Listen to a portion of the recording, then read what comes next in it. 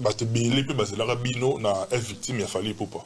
Je dis bien, je pèse bien mais moi na ba marambo na yebi. Bah te belé bah c'est la bino parce qu'il y a eu des annonces que non to bah le prochain groupe ba rose à la produit dans la belle est victime il a fallu pour pas. Tout le monde a fait un confinement, bon ça a fait live, on a vu et tout. Mais après sortir le tigre na bino oh le cambrai oh le bio bose et les logotés de la part de qui que ce soit, c'est-à-dire on est bose et la coup de pouce à monter. Et créer froideur entre Bino na artiste fallait pour pas. Lelo, est-ce que vous allez subir pelo corona parce que et bien ça Bino dirait bah têtu et bien ça Bino dirait moi espèce moro il y a une politesse à l'égard il y a ene na Bino fallait pour pas.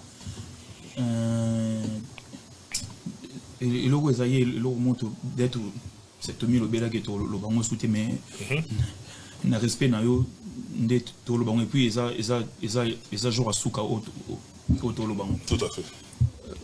Vieux na biso esika zali esika za na minito ye mo ebi que oyo baleki na ye ayebi niveau à respect o tozala na mo pour na ye na ba masani toute génération na ye likambo ya ba fan to comme ça ngoti likolote fan rosa mamsu na salo yenge fan rosa mamsu na siam sur sentiment et tout et ça marambo et les canadiens ba kansa et les canadiens vieux na biso yaki pour à ça il fallait que tout ça avec pour a distribué ces 2 singles il y a un père et ça m'a fait bongo c'est-à-dire c'est mec qui n'a malembe pour distribuer ango et ça qui est n'a vu être ngombe et ça mais ça qui était non a signé tout à produire un père ça qui n'a pas pour ça on doit produire rien pour déjà un père ça la production dans la belle na biso tout ça non.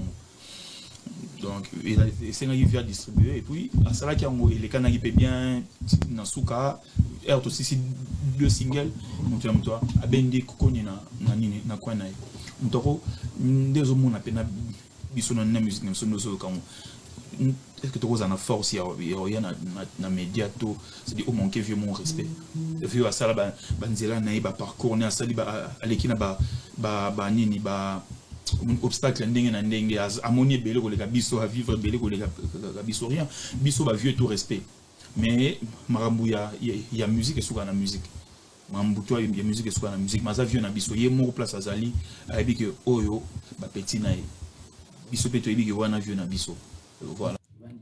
Félicitations na ba jeune courageux nyonso na bato nyonso ba se batara pote que futur na bango za la vraiment meilleur.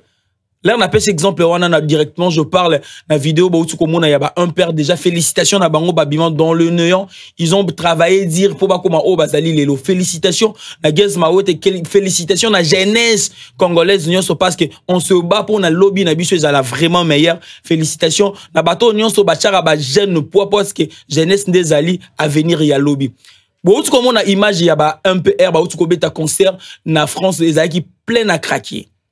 Na vidéo pour mon propos na bango ba lobby par rapport à la relation na bango na fali pourquoi mais j'aimerais développer plus ba propos na bango est-ce que les lopoto bonga na vie il faut la kaka pour fali to za pour faire rigola to za pour héritier Ouattara ou pour Fabregas lelo le rebomi d'abord la presse congolaise to komi ba journaliste pro batou c'est ça le problème lelo musique na biso ezali obligatoire pour nos ala grand tous à la fort il faut à la malanda ya fali tous à la malanda ya fait rigoler tous à malanda ya Fabregas faut à la malanda ya grand moroboui d'abord la grande force d'une personne ezali le travail mort vraiment fiable ba un père lelo ba sali ba preuve na bango ba sali musala na bango malamu yango sali ba koma place ba sali wana mais je ne dis pas qu'on manquait ba aîné. Le respect est obligatoire parce que zali ba valeur o ya biso ba africain ba valeur na biso congolaise ba valeur na biso bantou.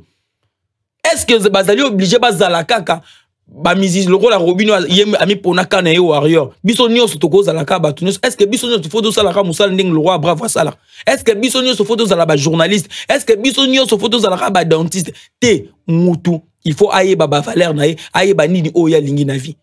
Artiste na biso bazali censé travailler dire ba inculquer mentalité on a fallu devenir fallu parce que fallait à travailler dur dans la vie. Faire rigoler Jésus de nuance parce que faire rigoler à travailler pour être fait rigoler c'est pour cela jeunesse photo yebelo romoro nous devons le respect na baïné na biso mais to boss on a té que photo travailler dire poto comme le rôle baïné na biso pourquoi pas s'y repasser baïné na biso Ba fan, il faut comprendre que Bazali, ba jeune, Bazali, ko la carrière na bango. Ils doivent le respect, na fali pour pas, na faire rigoler en héritier, ou attendre, na jibem piana, na kofi olomide, mais ils ne doivent pas certainement être derrière Moutoumoro, être un malanda, il y a Moutou pour ça la succès. Succès, oh, ils allaient basé dans un gire. Ils allaient succès basé dans malanda, ils allaient succès, moro na période moro ya moukoussé. Mais succès, ils allaient bâtir na travail. Ils allaient na succès na temps au moulaï. Le travail. C'est le base de la réussite. Travaillons dire, aimons ces pays. Bravo, tu travailles dire aussi, je crois. Le succès vient que du travail. Koba plus. Je vous demande de vous abonner massivement sur notre chaîne. Dan Moussengoti à la présentation.